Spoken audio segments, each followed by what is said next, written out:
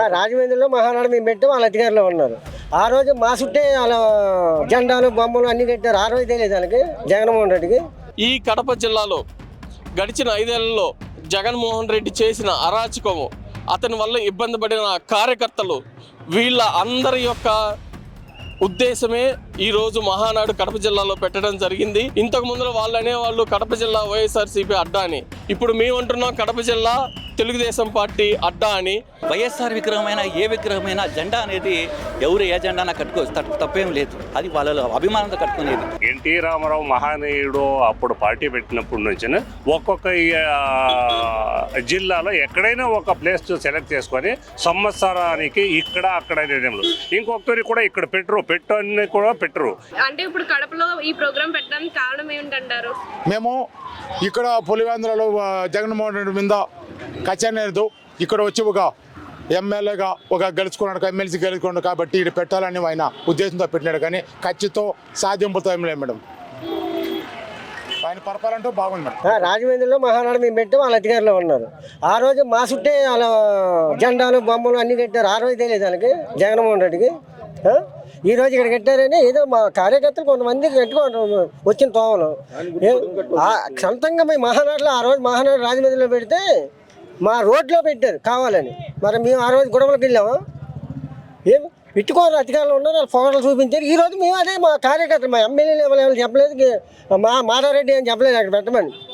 కార్యకర్తలు కొంతమంది ఉంటారు పెట్టారు, అంతేగాని మేము కావాలని అక్కడ బొమ్మ సూటి పెట్టమని చెప్పలేదు, మాధవరెడ్డి అని చెప్పలేదు. ఆ రోజు మీరు కావాలని ప్రెస్టేజ్గా మాకు రాజమండ్రిలో గొడవలు తెచ్చుకోవడానికి పెట్టాడు ఎంపీ. ఆ రోజు తెలియదా జగన్మోహన్ రెడ్డి. అంతేగాని వాళ్ళే కక్షలు కాలించి వాళ్ళగా మేము కక్షలు కాలించి ఉంటే ఈరోజు బయటికి రావాలి. మా ఎమ్మెల్యే మా మినిస్టర్ని తప్పు చేయమని అరెస్ట్ చేశారు. నువ్వు పబ్లిక్ మేము పొగలు తీసుకెళ్ళి చేస్తాను కానీ తప్పు చేయని వాళ్ళు. నైట్ దాతుల్లో పొగలు మేము పెట్టుకోలేదు. రేపు స్నిక్కర్ స్కామ్ కూడా త్వరలో వస్తుంది, అది కూడా వెళ్తారు, అసలు వెళ్ళిపోతుంది. ఏం డౌట్ లేదు, సమస్య లేదు. అది ఫస్ట్ అసలు మహానాడు కడపలో పెట్టడానికి కారణం ఏంటంటే, మహానాడు కడపలో పెట్టడానికి కారణము మీరు చూశారు. 2024లో జరిగినటువంటి ఎలక్షన్లలో మేము 175కి 164 దాకా మేము సాధించగలిగాము. అది కేవలం ఈ రాష్ట్ర ప్రజలు ఒక నరకాసుడి యొక్క బాధ తట్టుకోలేక ఈ కూటమి ప్రభుత్వానికి అధికారం కట్టబెట్టడం జరిగింది. అదేవిధంగా ఈ కడప జిల్లాలో గడిచిన 5 ఏళ్లలో జగన్మోహన్ రెడ్డి చేసిన అరాచకము, అతని వల్ల ఇబ్బంది పడిన కార్యకర్తలు, వీళ్ళ అందరి యొక్క ఉద్దేశమే ఈరోజు మహానాడు కడప జిల్లాలో పెట్టడం జరిగింది. ఇంతకు ముందు వాళ్ళు అనేవాళ్ళు కడప జిల్లా వైఎస్ఆర్సీపీ అడ్డా అని. ఇప్పుడు మేము అంటున్నాం కడప జిల్లా తెలుగుదేశం పార్టీ అడ్డా అని. ఇక్కడ ఉన్న నాయకులు, కార్యకర్తలు మిగతా జిల్లాల కన్నా ఎక్కువ చైతన్యంతో, అదేవిధంగా ఎక్కువ పార్టీ కోసం కష్టపడిన నాయకులు, కార్యకర్తలు ఉన్నారు ఈ జిల్లాలో. అందుకని ఇక్కడ మహానాడు నిర్వహించడం జరుగుతుంది. ఇప్పుడు కడపలో ఉన్నటువంటి వైఎస్ఆర్ విగ్రహం చుట్టూ తెలుగుదేశం జెండాలు పెట్టారు. సో దానికి వైసీపీ వాళ్ళు రేపు పొద్దున మేము అధికారంలోకి వచ్చాక మీ ఇంటికి జెండాలు తగిలిస్తే మీరు ఊరుకుంటారా అని చెప్పేసి అంటున్నారు. దానికి ఏమంటారు? ఏమండి, ఇంత మహా ఎత్తున ఒక పెద్ద యజ్ఞలాగా జరుగుతున్న ఈ ప్రోగ్రాంలో తెలిసి తెలియక, ఓకే తెలుసో తెలియకో ఒక ఆర్గనైజేషన్ టీం వాళ్ళు ఎవరో మొత్తాన్ని కట్టడం జరుగుతూ ఉంది. మేము కట్టమని ఏం చెప్పలేదు. ఒకటి. రెండవది, కట్టారు అన్న విషయం తెలుసుకోగానే మా నాయకుడు స్వయంగా నారా చంద్రబాబు నాయుడు గారు తీసేయించడం జరిగింది. ఇప్పుడు అదే పరిస్థితిలో వాళ్ళు కనుకుంటే ఎన్టీఆర్ బొమ్మ గారి చుట్టూ ఫ్లెక్సీలు కట్టిన దాఖలాలు గడిచిన 5 ఏళ్లలో ఉన్నాయి. వాళ్ళు ఏ రోజు బయటకు వచ్చి ఫ్లెక్సీలు కట్టారు, తెలిసి తెలియక కట్టారు, తీయమని వాళ్ళు ఏ రోజు చెప్పలేదు. ఒకటి. రెండవది, వాళ్ళ నాయకులు కానీ కార్యకర్తలు కానీ ఇట్లాంటి చేష్టలు కానీ, అదేవిధంగా ఏ రకంగా ఎదుటి వాళ్ళని ఇబ్బంది పెట్టే రకంగా మాట్లాడుతుంటే వాళ్ళ నాయకుడైనటువంటి జగన్మోహన్ రెడ్డి సైకో లోపల నవ్వుకుంటూ అతను ఎంకరేజ్ చేసే మనస్తత్వమే కానీ ఇట్లాంటి వాటిని ఖండించే పరిస్థితి లేదు.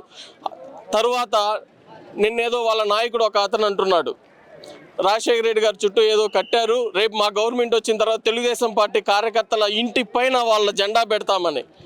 మేము ఒకటే చెప్పదలుచుకుంటున్నాము, రాజారెడ్డి రాజ్యాంగం, అంబేద్కర్ గారికి విరుద్ధంగా రాజారెడ్డి రాజ్యాంగం గడిచిన 5 ఏళ్లలోనే తెలుగుదేశం పార్టీ కార్యకర్త ఎక్కడా వెనక్కి తగ్గలేదు. వీళ్ళకి దమ్ము ధైర్యం ఉంటే తెలుగుదేశం పార్టీ కార్యకర్తను ఎవరన్నా టచ్ చేయమని చెప్పండి, మా ఇళ్ల మీదకి వచ్చి వాళ్ళ వైఎస్ఆర్సీపీ జెండా పెట్టమని చెప్పండి. ఆ రోజు వాళ్ళేందో మేమేందో ఆ రోజే తేల్చుకుంటాం మేము.